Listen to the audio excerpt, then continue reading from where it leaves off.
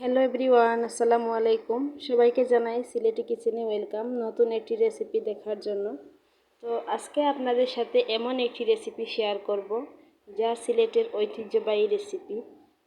তো দেখুন, আপনারা প্রথমেই ভিডিও দেখে বুঝে গেছেন যে আমি আজকে কি বানাচ্ছি।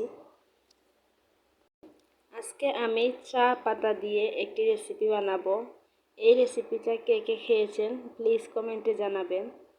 তো দেখুন, চা পাতাগুলোকে প্রথমে কেটে নিলাম। এখন দেখতেই পাচ্ছেন হাত দিয়ে একটু ডলে ডলে চা পাতাগুলোকে আমি মিশিয়ে নিচ্ছি এবং চা পাতায় একটু তিতো পানি থাকে, এগুলো চিপে চিপে ফেলে দিলাম। এখন আমি এখানে টমেটো, পেঁয়াজ আর দিয়ে দিলাম নাগামরিচ। এখন এগুলোকে ভালো করে মাখিয়ে নেব। আর এই রেসিপিটা আমি আমার খালার বাসায় খেয়েছি ছোটোবেলায়, আর আজকে এই রেসিপিটা আপনাদের সাথে শেয়ার করব। এখন দিয়ে দিলাম চানাচুর। চানাচুর দিয়ে ভালো করে মাখিয়ে নিতে হবে। আর আপনারা তো জানেন এই রেসিপিটা আমাদের সিলেটের চা বাগানের যে শ্রমিকগুলো আছে ওরা খুবই পছন্দ করে খায়। তো এখন এটাকে আমি ভালো করে মাখিয়ে নিচ্ছি। মাখিয়ে নেওয়ার পরে দিয়ে দিব কয়েকটা আলু সিদ্ধ করে। আলু সিদ্ধ দিয়ে আমি ভালো করে মাখিয়ে নিব।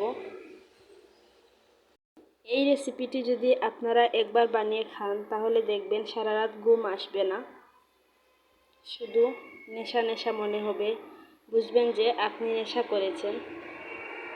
এজন্যই বাগানের শ্রমিকরা এই রেসিপিটি ফলো করে, যাতে ওদের শরীরে কোনো অলসতা না আসে, ওরা যেন সারাদিন পরিশ্রম করতে পারে। তো দেখুন, এখন আমি এগুলো মুড়ি দিয়ে মাখিয়ে নিচ্ছি। মুড়ি দিয়ে মাখানো হয়ে গেলেই আমার রেসিপিটা হয়ে যাবে।